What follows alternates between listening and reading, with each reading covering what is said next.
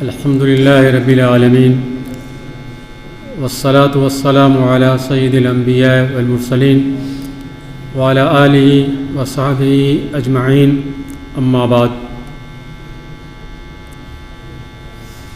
عزیز طلباء،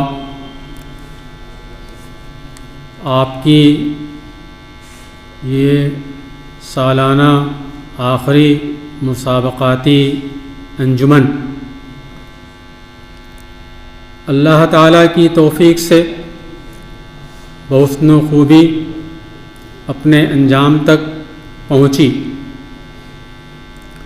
سردی کے اس شدید موسم میں اور نامساعد حالات کے اندر جامعۃ الطلباء کے ذمہ داران نے جس بہتر ڈھنگ سے اس آخری انجمن کو منعقد کیا وہ قابل مبارکباد ہیں۔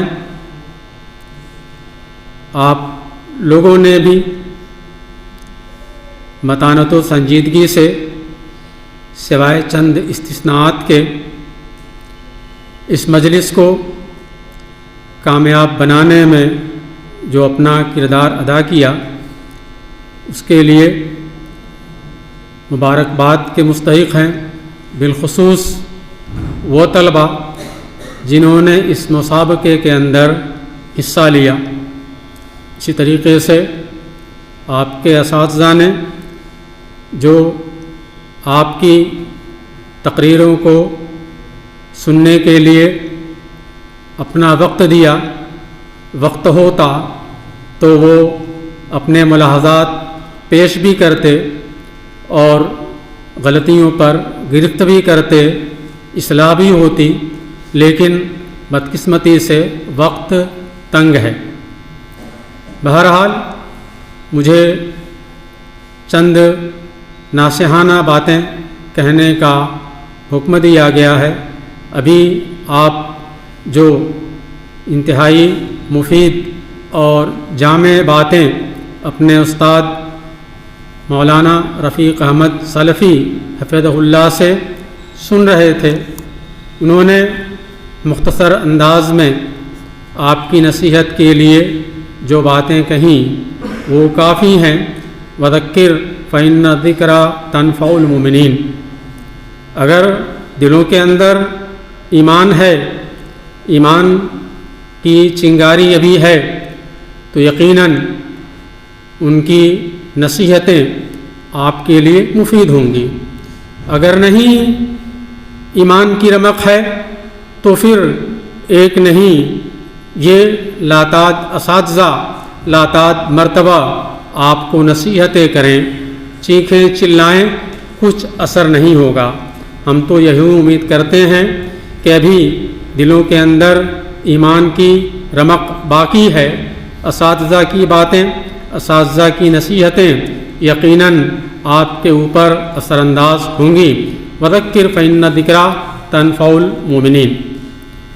آج کی اس انجمن کے اندر آپ کے اساتذہ کرام نے جو عناوین منتخب کیے تھے، اس کے اندر بھی اسی یہ نصیحت اور اصلاح کا پہلو تھا۔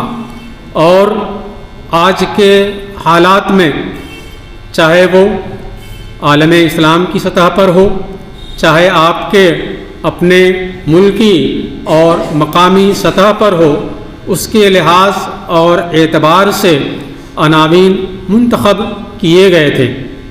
وقت ہوتا تو سارے عناوین پر اختصاری سے روشنی ڈالی جاتی، لیکن ان سب کا حاصل یہی ہے کہ آج ہمارے معاشرے کا جو ماحول ہے، اس ماحول کے اندر دین بیزاری بھی پائی جاتی ہے۔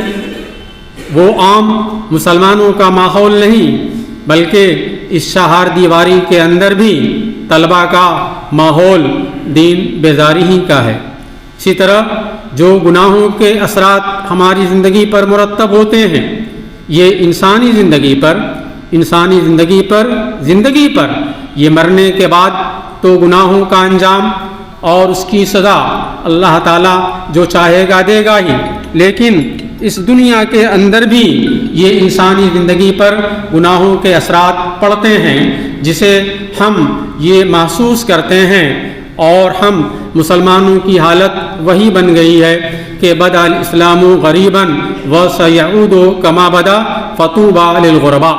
اللہ کے رسول صلی اللہ علیہ وسلم نے جو یہ ارشاد فرمایا تھا کہ اسلام غربت اور اجنبیت کی حالت میں یہ شروع ہوا، اور اخیر زمانے کے اندر بھی ایسا ہی اسلام کیا ہے، اجنبی اور غریب الوطن بن جائے گا۔ فطوبى للغرباء، ایسے حالات میں جو غربا ہیں، یعنی ایسے ناموافق اور نامساعد حالات کے اندر بھی جو دین حقیقی پر قائم ہیں، اسلام کے ترجمان ہیں، ان کے لیے بشارت ہے، خوشخبری ہے اللہ تعالیٰ کی جانب سے، ان کے لیے یہ بشارت ہے، خوشخبری ہے۔ تو حالات ایسے ہی ہیں، آپ اپنے گرد و پیش کا ماحول دیکھیں، کہاں پر یہ اسلام کی سچی اور صحیح تصویر نظر آتی ہے، کہیں پر نہیں، خال خال۔ اسی لیے یہ ضرورت تھی کہ ہندوستانی معاشرے کے اندر جہاں پر طرح طرح کے افکار و نظریات ہیں، اور ہم ہندوستانی معاشرے کے اندر اپنے گرد و پیش کے نظریات، افکار اور یہ ہونے والے واقعات اور حادثات سے متاثر ہو رہے ہیں۔ تاثر کی حد ہے کہ آج مسلم نوجوان اور مسلم یہ بچیاں ارتداد کا شکار ہو رہی ہیں کھلے عام طور پر، اور جو ارتداد کا شکار نہیں ہیں تو کم سے کم فکری اور نظریاتی طور پر یہ ارتداد کا شکار ہیں۔ ایسی یہ صورتحال کے اندر ضرورت تھی کہ ہم اسلام کو اور اپنے دین کو یہ سلف صالحین کی عینق سے ہم دیکھتے اور ان کے مطابق ہم اسلام کو سمجھتے اور اس پر یہ چلنے کی کوشش کرتے۔ ظاہر بات ہے آج ہم نے یہ تقریر کی جو مجلس سجائی ہے، اور ہم خطابت اور صحافت کے میدان میں جو کامیابی حاصل کرنے کی کوشش کرتے ہیں، مشق کرتے ہیں، اسی لیے تو کہ ہم یہاں سے فارغ ہو کر کے جائیں تو اپنی قوم کو اور یہ کہ ملت اسلامیہ کو یہ اسلام کا پیغام دیں۔ لیکن اگر ہم اس سے خود ہی عاری ہیں، ہم تہی دامن ہیں، ہم خود نہیں سمجھتے کہ اسلام کیا ہے اور سلف صالحین کا طریقہ کیا تھا، تو ہم اپنی قوم کو کیا دیں گے؟ آپ اپنے سروں پر جب دستار یہ بدوا کر کے جائیں گے، اگر آپ کے پاس دین کی صحیح معلومات نہیں ہے اور سلف صالحین کی فہم کے مطابق آپ دین کو نہیں سمجھتے ہیں، تو پھر اپنی قوم کو آپ کیا دیں گے؟ اسی لیے آپ کے اساتذہ نے یہ عنوان منتخب کیا تھا کہ تاکہ آپ منہج سلف کو سمجھیں اور اس کے مطابق یہ علم دین کو حاصل کرنے اور اس پر عمل کرنے کی کوشش کریں۔ چاہے آپ یہ خطابت اور صحافت کے میدان میں چاہے آپ کتنا ہی کیوں نہ مہارت حاصل کر لیں، لیکن اگر آپ کے پاس اسلام کی صحیح سمجھ نہیں ہے تو آپ کیا دیں گے قوم کو؟ عربی کے اندر یہ مثل مشہور ہے، فاقد الشیء لا یعطی ہے۔ آپ کے پاس جو چیز ہے ہی نہیں ہے تو آپ دیں گے کیا؟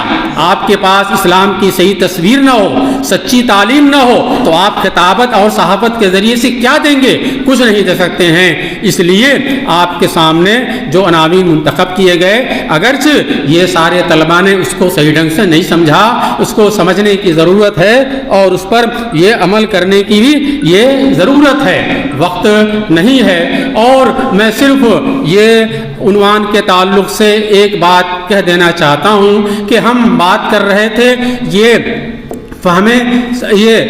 سلف صالحین کی جو فہم ہے دین اسلام کی، منہج سلف کی، تو یہ آپ شروع کے اندر کوئی خطیب آتا اور السلام علیکم کہتا تو یہ سارے طلبہ بلند آواز میں وعلیکم السلام کہتے۔ ایک تو گویا یہ ہم سلف کے یہ کیا ہے منہج سے ناواقف کہ یہ جواب دینا واجب ہے، فرض کفایہ ہے، مجلس میں ایک آدمی جواب دے دے تو کافی ہے بلند آواز سے۔ یہ سارے طلباء کا بلند آواز سے جواب دینا گویا اس مجلس کے اندر یہ استہزاء ہے، یہ سلام کا استہزاء ہے، سنت رسول کا استہزاء ہے۔ آپ کیسے دعویٰ کر سکتے ہیں کہ ہم کیا ہیں، یہ سلف صالحین کے طریقے پر چلنے والے ہیں، ایسے جامعہ ایسی درسگاہ کے اندر ہیں جہاں پر کتاب و سنت کے مطابق تعلیم دی جاتی ہے۔ یہ مثال ہے، غور کرنے کی کوشش کیجئے، سمجھیے۔ اسی طریقے سے یہ سلف کی بات کرتے ہیں، حضرت عبداللہ ابن مسعود رضی اللہ تعالیٰ عنہ کہتے ہیں کہ لقد رأیتنا ما يتخلف عن الصلاة الا منافق معلوم النفاق، کہ ہمارے زمانے میں، صحابہ کرام کے زمانے میں، یہ نماز سے پیچھے کون رہتا تھا؟ وہی جس کا نفاق کیا ہے، یہ ظاہر ہے، یعنی بالکل منافق ایسا ڈھکا چھپا نہیں، جس کا نفاق ظاہر رہتا تھا وہی صرف نماز سے پیچھے ہوتا تھا۔ آپ اس حدیث ابن مسعود، قول ابن مسعود رضی اللہ تعالیٰ عنہ کی روشنی میں اپنا محاسبہ کر لیجئے اور پھر یہ سوچئے کہ کیا ہم اس بات کے لیے صرف گفتار کے غازی نہیں ہیں کہ ہم کردار کے بھی یہ غازی کب بنیں گے کہ ہم کتاب و سنت کی تعلیم حاصل کرنے والے ہیں، سلف کے منہج پر چلنے والے ہیں۔ اللہ رب العزت سے دعا ہے کہ اللہ رب العزت ہم سب کو کتاب و سنت کو سمجھنے اور یہ سلف کے منہج کو سمجھنے اور اس پر عمل کرنے کی توفیق عطا فرمائے، آمین۔ اقول قولی ھذا واستغفر اللہ لی ولکم ولسائر المسلمین فاستغفروہ انہ هو الغفور الرحیم۔